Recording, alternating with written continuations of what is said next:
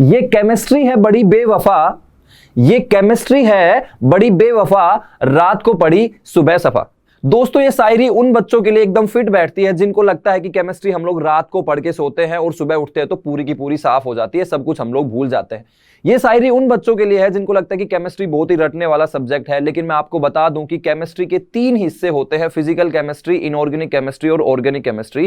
तो ये शायरी थोड़ी बहुत मैं एक्सेप्ट करता हूं कि इनऑर्गेनिक केमिस्ट्री के लिए फिट बैठती है, यानी कि इनऑर्गेनिक केमिस्ट्री में हमें काफी सारी चीजें याद करनी पड़ती हैं, लेकिन फिजिकल केमिस्ट्री और ऑर्गेनिक केमिस्ट्री जो है वो काफी प्रैक्टिस वाले सब्जेक्ट्स है, आपको काफी ज्यादा प्रैक्टिस करनी पड़ती है।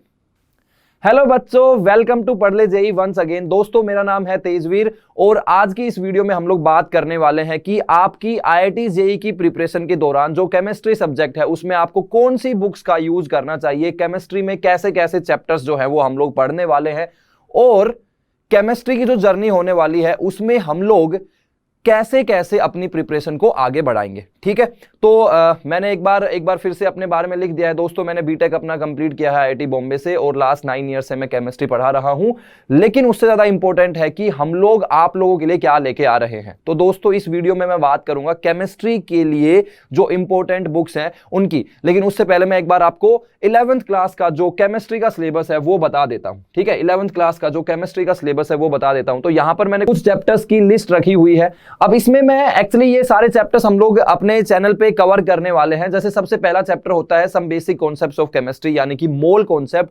इसमें हम लोग काफी बेसिक्स को इंक्लूड करेंगे, जो इनफैक्ट शुरू के 4 चैप्टर्स है। Mole concept, structure of atom, classification of elements and periodicity in property, यानी कि पीरियोडिक टेबल और chemical bonding and molecular structure. ये जो शुरू के 4 चैप्टर्स है ये दोस्तों आपकी पूरी केमिस्ट्री का बेस रहने वाले हैं। तो शुरू के 4 चैप्टर्स आपको बिल्कुल भी मिस नहीं करने हैं, आपको सारे के सारे लेक्चर्स अटेंड करने हैं और शुरू के 4 चैप्टर्स में इतनी ज्यादा प्रैक्टिस करनी है कि आपको केमिस्ट्री एकदम आसान लगने लग जाएगी आगे के चैप्टर्स में। ठीक है, उसके बाद में हमारा थर्मोडायनेमिक्स चैप्टर आता है, केमिकल इक्विलिब्रियम आता है, रेडॉक्स रिएक्शंस आता है, ऑर्गेनिक केमिस्ट्री और हाइड्रोकार्बन्स आते हैं। उसके अलावा गैसियस स्टेट भी यहां पर रहता है। मैं 1 बाय 1 सारे चैप्टर्स के बारे में थोड़ा थोड़ा डिटेल में डिस्कस करूंगा और साथ साथ में बताऊंगा कि कौन कौन सी बुक्स आपको पढ़नी है। लेकिन आप लोग चैप्टर्स के थ्रू जाएंगे उससे पहले मैं आपको बता देता हूं कि केमिस्ट्री जो है वो उसको हम लोग 3 पार्ट्स में डिवाइड करते हैं, एक फिजिकल केमिस्ट्री, एक इनऑर्गेनिक केमिस्ट्री और एक ऑर्गेनिक केमिस्ट्री। अब ये डिफरेंट पार्ट्स के लिए हमको कौन सी बुक्स रेफर करनी है वो मैं आपको एक बार पहले बता देता हूं। ठीक है, तो सबसे पहले बात करते हैं फिजिकल केमिस्ट्री। दोस्तों फिजिकल केमिस्ट्री काफी कैलकुलेशन वाला सब्जेक्ट होता है। जैसे मतलब हम लोग मैथमेटिक्स में या फिजिक्स में कैलकुलेशंस करते हैं, न्यूमेरिकल सोल्व करते हैं, वैसे ही फिजिकल केमिस्ट्री में भी हमको न्यूमेरिकल्स सोल्व करने होते हैं। तो फिजिकल केमिस्ट्री का जो पार्ट है वो समवेयर सिमिलर है फिजिक्स के या फिर मैथमेटिक्स के। तो अगर हम लोग उसमें बात करेंगे तो सबसे पहले जो एक बुक आती है modern approach to chemical calculations by RC Mukherjee, ये बुक में काफी अच्छे आपको एग्जांपल्स मिलेंगे, काफी कॉन्सेप्ट्स, काफी अलग अलग कॉन्सेप्ट पे बेस्ड आपको न्यूमेरिकल्स देखने को मिलेंगे। उसके अलावा फिजिकल केमिस्ट्री की ओपी टंडन की जो बुक आती है वो भी आप इसमें कर सकते हो, लेकिन इन दोनों में से कोई आपको एक ही बुक करनी है। उसके अलावा अगर मैं न्यूमेरिकल्स के लिए और अच्छे कॉन्सेप्ट्स के लिए अगर एक और बुक बताऊं तो एन अवस्थी की बुक आती है, वो भी आप लोग यहां पर अपनी बुक लिस्ट में इंक्लूड कर सकते हो। अगर आपको डिफरेंट कॉन्सेप्ट्स वाले क्वेश्चंस करने हैं और आपको अच्छे लेवल वाले क्वेश्चंस करने हैं, जेई एडवांस्ड वाले लेवल के क्वेश्चंस करने हैं, तो आप एन अवस्थी के क्वेश्चंस कर सकते हो। एन अवस्थी में भी लेवल 1 और लेवल 2 होता है। अगर आप सिर्फ जेई मेन पे फोकस कर रहे हो तो आप सिर्फ और सिर्फ लेवल 1 वाले क्वेश्चन ही कीजिए, लेकिन अगर आप जेई एडवांस्ड को भी लेके चल रहे हो साथ में तो आपको हर चैप्टर के लेवल 2 वाले क्वेश्चंस भी करने पड़ेंगे। मतलब लिटरली ऐसा देखा गया है कि एन अवस्थी के लेवल 2 वाले क्वेश्चंस में से डायरेक्टली जेई एडवांस्ड में क्वेश्चन आए हुए हैं, एकदम सिमिलर कॉन्सेप्ट पे क्वेश्चन आए हुए हैं। तो अगर आप जेई एडवांस्ड को लेके भी चल रहे हो तो एक बुक में और इसमें एक्स्ट्रा ऐड कर देता हूं, दैट इज एन अवस्थी। जो आरसी मुखर्जी है उसमें अपना थ्योरी भी इंक्लूड हो जाता है, तो मतलब वहां पर वो वाला पार्ट भी आप यहां पर देख सकते हो। बट फिजिकल केमिस्ट्री में फ्रैंकली मैं बताऊं ज्यादा थ्योरी का जरूरत होता नहीं है। जो आपके लेक्चर्स हैं they are more than sufficient, लेकिन प्रैक्टिस के लिए आपको इन बुक्स में से आप प्रैक्टिस कर सकते हो। ठीक है, मैंने बता दिया जेई एडवांस के लिए आप एन अवस्थी के लेवल 2 के क्वेश्चंस भी कर सकते हो और एक्चुअली ऐसा देखा गया है कि जेई एडवांस्ड के पेपर में एन अवस्थी के लेवल 2 से directly as it is questions जो है वो पूछे गए हैं, बस नंबर चेंज करके। तो फिजिकल केमिस्ट्री के लिए ये हो गया। मैंने आपको बताया कि न्यूमेरिकल्स इसमें ज्यादा होते हैं, प्रैक्टिस ज्यादा करनी होती है। उसके बाद में अगर बात करेंगे इनऑर्गेनिक केमिस्ट्री की, तो दोस्तों इनऑर्गेनिक केमिस्ट्री में जो चीजें हैं थोड़ी सी याद करने वाली हैं, थोड़े से एक्सेप्शंस भी हैं, लेकिन वो एक्सेप्शंस अगर आप प्रॉपर लेक्चर्स के थ्रू देखते हैं तो आपको बहुत अच्छे से समझ में आ जाएंगे। ठीक है, अगर इनऑर्गेनिक केमिस्ट्री के लिए मैं बताऊं तो एनसीईआरटी से बेस्ट कोई बुक नहीं है एनसीईआरटी, लेकिन एनसीईआरटी में इतना कंसाइज तरीके से लिखा हुआ है कि आपको एनसीईआरटी की लैंग्वेज जो है वो थोड़ी कम समझ में आएगी, तो इसलिए एक रेफरेंस बुक भी मैं यहां पर लिख रहा हूं। तो अगर सबसे पहले मैं बोलूं तो एनसीईआरटी तो आपको करनी ही करनी है, लेकिन एनसीईआरटी की जो बुक है वो बिना लेक्चर्स के आपको समझ में नहीं आएगी। ऐसा देखा गया है कि जेईई मेन में डायरेक्टली एनसीईआरटी से क्वेश्चंस पूछे गए हैं। एनसीईआरटी में भी स्पेसिफिकली बात करूं तो एनसीईआरटी में बहुत सारी टेबल बनी हुई है, उन टेबल में नंबर्स पे बेस्ड क्वेश्चंस जो है वो काफी ज्यादा पूछे जा रहे हैं। मतलब जेईई मेन में लिटरली ऐसा देखा गया है कि जो टेबल्स होती हैं उन टेबल में से कोई नंबर उठा के पूछ लिया या कोई ऑर्डर उठा के पूछ लिया, तो जो टेबल्स हैं वो बहुत इंपॉर्टेंट है एनसीईआरटी की। उसके अलावा अगर हमको थ्योरी की बात करनी है तो जेडीली, सिर्फ एक ही बुक इसमें मतलब सजेस्ट करी जाती है, जेडीली। और ये जेडीली आप तभी पढ़े जब आप जेईई एडवांस्ड की प्रिपरेशन कर रहे हैं। अगर आप सिर्फ जेईई मेन की प्रिपरेशन कर रहे हैं तो इनऑर्गेनिक केमिस्ट्री के पॉइंट ऑफ व्यू से एनसीईआरटी प्लस लेक्चर्स ये दोनों सफिशिएंट रहेंगे। उसके अलावा अगर आपको और भी ज्यादा एक्स्ट्रा लेवल की चीजें जाननी है, और ज्यादा एक्सेप्शंस जानने हैं, और ज्यादा जेईई एडवांस्ड के पॉइंट ऑफ व्यू से प्रिपरेशन कर रहे हैं तो जेडीली इज द बेस्ट बुक। उसके अलावा आपको कुछ भी करने की जरूरत नहीं है।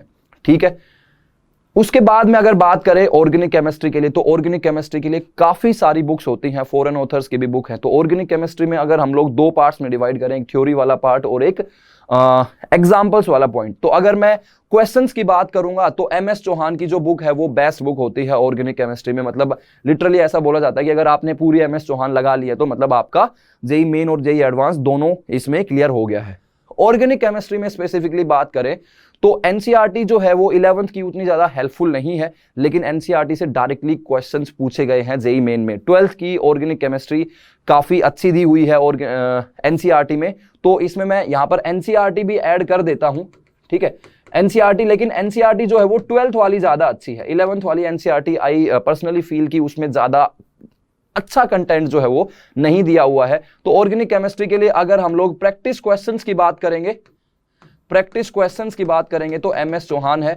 उसके अलावा अगर आप किसी थ्योरी के लिए देख सकते हैं तो ओपी टंडन वाली बुक भी आप देख सकते हैं, पीटर स्काइस की बुक देख सकते हैं, या फिर मॉरिसन एंड बॉयड की बुक देख सकते हैं। ये काफी अच्छे लेवल की बुक है, फॉरेन ऑथर्स की है, तो इसमें काफी डिटेल में चीजें समझाई हुई हैं।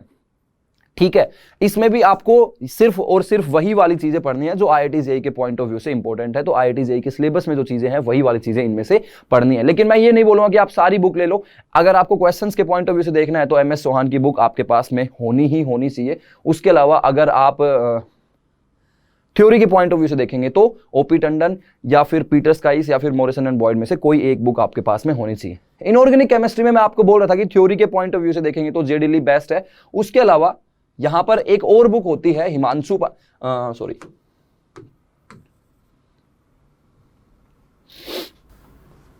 तो यहां पर एक और बुक होती है, उसका नाम है वीके जायसवाल।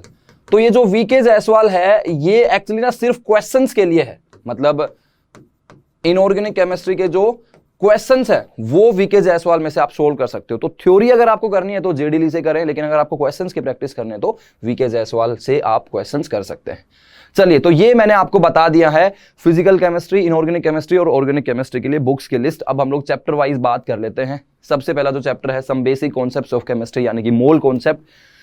इसमें हमको शुरू में atomic mass, molecular mass, atom का स्ट्रक्चर, उसके बाद में मोल का रिलेशन विद मास, मोल का relation with number of molecules, number of particles, Avogadro number, ये सारी चीजें पढ़नी होती हैं। जो मोल कॉन्सेप्ट है उसमें एंड में जब आते हैं तो कंसंट्रेशन टर्म्स भी हमको पढ़ने होते हैं, जैसे मोलैरिटी है, मोलैलिटी है, मोल फ्रैक्शन है, पीपीएम है। तो ये कंसंट्रेशन टर्म्स जो है वो हमको 12th क्लास के चैप्टर में, सॉल्यूशन चैप्टर में भी देखने को मिलते हैं।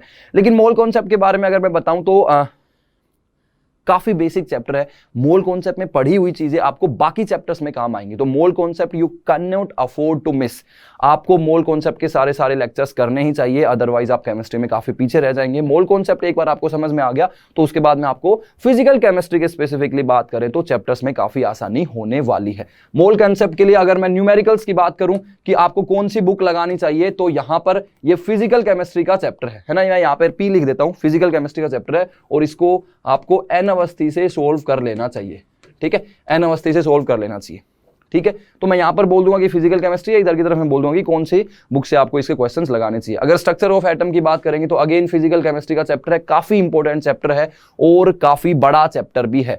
इसमें काफी सारी चीजें हम लोग पढ़ने वाले हैं, काफी सारी चीजें पढ़ने वाले हैं। फिजिकल केमिस्ट्री का चैप्टर है। अगेन अगर आपको क्वेश्चंस लगाने हैं तो एन अवस्थी से आप क्वेश्चंस लगा सकते हो। इसमें खास बात यह है कि जो स्ट्रक्चर ऑफ एटम में काफी सारी चीजें जो है वो 12th क्लास की फिजिक्स में भी आएंगी, तो इट इज सजेस्टेड दैट यहां पर ही आप अपना पार्ट जो है वो इसको स्ट्रॉन्ग कर लें ताकि आपको 12th की फिजिक्स में थोड़ी आसानी हो जाए।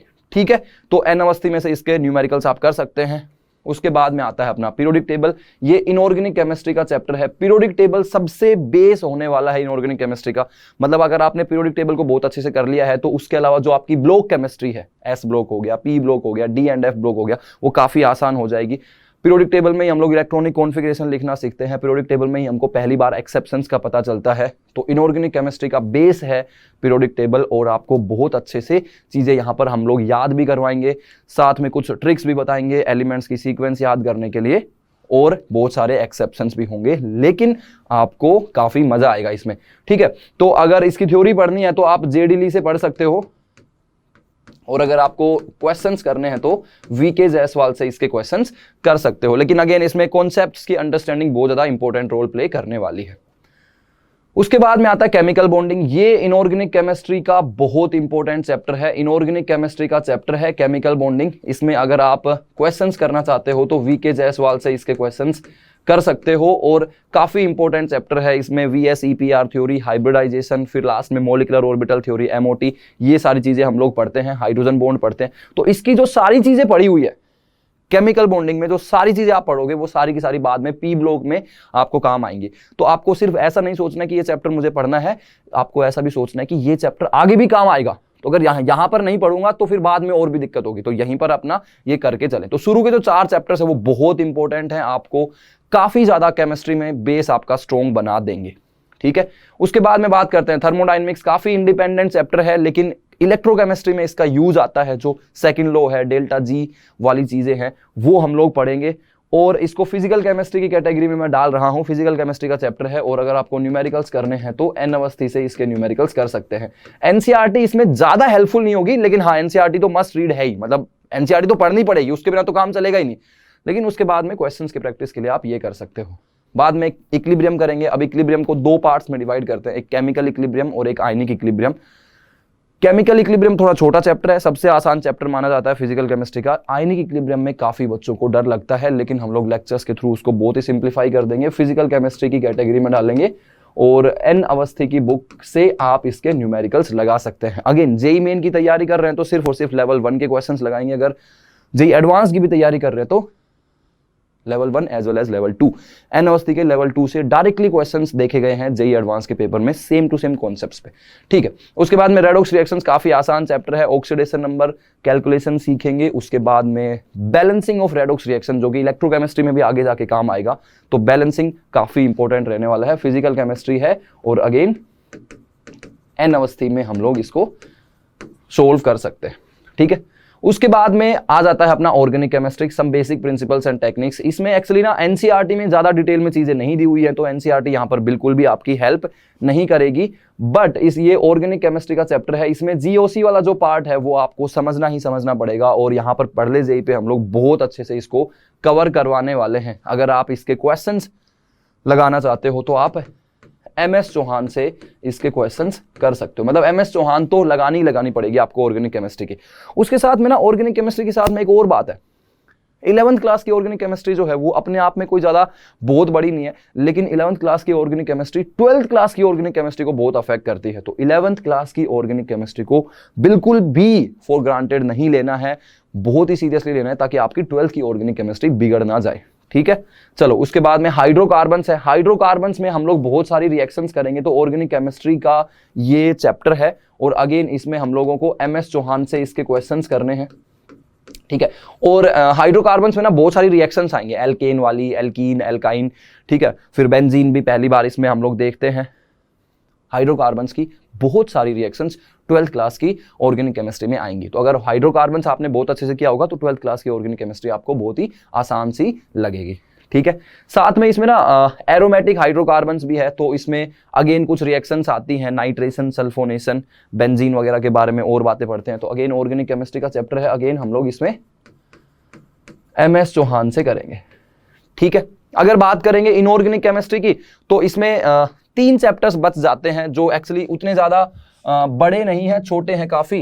तो एक अपना चैप्टर होता है हाइड्रोजन, ये इनऑर्गेनिक केमिस्ट्री के हैं। दूसरा जो अपना चैप्टर है वो है S ब्लॉक, और तीसरा जो अपना चैप्टर है वो है P ब्लॉक। P ब्लॉक के भी 2 ग्रुप पढ़ते हैं हम लोग इसमें, group number 13 and 14। P block में इनर्ट पेयर इफेक्ट यहाँ पर काफी इंपॉर्टेंट कॉन्सेप्ट होता है, ठीक है। Inert pair effect, inert pair effect, ठीक है। तो ये तीनों ही इनऑर्गेनिक केमिस्ट्री के चैप्टर हैं, इनऑर्गेनिक केमिस्ट्री के चैप्टर हैं, और इनको हम लोग VK जायसवाल से सोल्व कर सकते हैं। काफी सस्ते चैप्टर है, मतलब कोई इनको भाव नहीं देता है, लेकिन इनमें से क्वेश्चंस पूछे जाते हैं। तो ये चैप्टर्स भी हमको करने हैं, एंड में हम लोग इन चैप्टर्स को भी करेंगे। तो ये हमारी सीक्वेंस रहने वाली है पढ़ ले जेई पे। मैंने यहाँ पर बुक्स जो है वो बता दी हैं, कौन कौन से कॉन्सेप्ट्स इंपॉर्टेंट हैं वो भी बता दिए हैं। दोस्तों ऐसे ही वीडियोस मैं आपके लिए और लाता रहूंगा। तो जिन बच्चों ने अभी तक चैनल को सब्सक्राइब नहीं किया है वो चैनल को सब्सक्राइब कर दीजिए। मिलते हैं फिर नेक्स्ट वीडियो में। Thank you so much.